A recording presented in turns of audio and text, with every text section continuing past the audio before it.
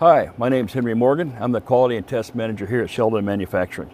This video today, we're going to explain how to operate Shellab vacuum ovens.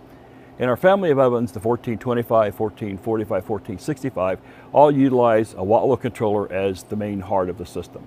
We'll walk through how to set this up and how to get your oven up and operating.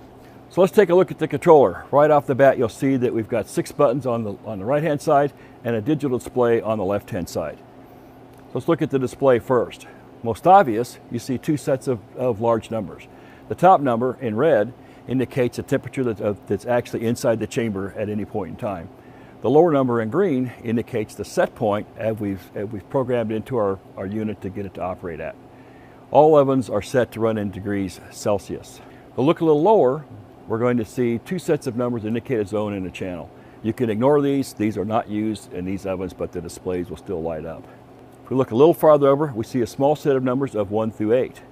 From the controller standpoint, these indicate active outputs or inputs to the controller that it needs to operate at. As set up by Shellab Engineering, only zone 1 is operating. As the controller calls for heat, you'll see the light come on and off as it starts to control the oven at a particular temperature set point. A little farther over, you see little easy buttons, and these just indicate that a profile has been activated and operating. A little bit above that, you're going to see a little squiggle line, which is a ramp indicator, which also is another indication that a profile ramp is up and running. Let's take a look at the buttons. Most predominantly are these big red buttons, Easy 1 and Easy 2.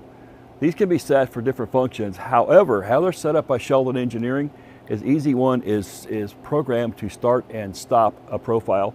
Easy 2 is not used. In the center, we've got a button at the top. It looks like an infinity key. And the one at the bottom is a little arrows. These are used for program modes of setting up the controller or entering in profiles. On the far side are the up and down arrows. These are used for 2 different indications. Well, first and most obvious is that they're used to change the temperature of a set point. In a programming mode, if we've gone into one to activate to set the parameters of the controller, then they'll also use this to advance our way through different program options. If we look, we push up the arrows. You push and hold, it'll just manually clock through. It's going to go in 1 degree increments. You hold it a little longer and you see that it toggles now in 10 degree increments. 220 is the maximum set point for the ovens. Same on the down. Push and hold, it'll go 1 degree at a time and then jump to 10 degree increments. As these come from the factory, they are set for 0 degrees. All right, so let's set our oven.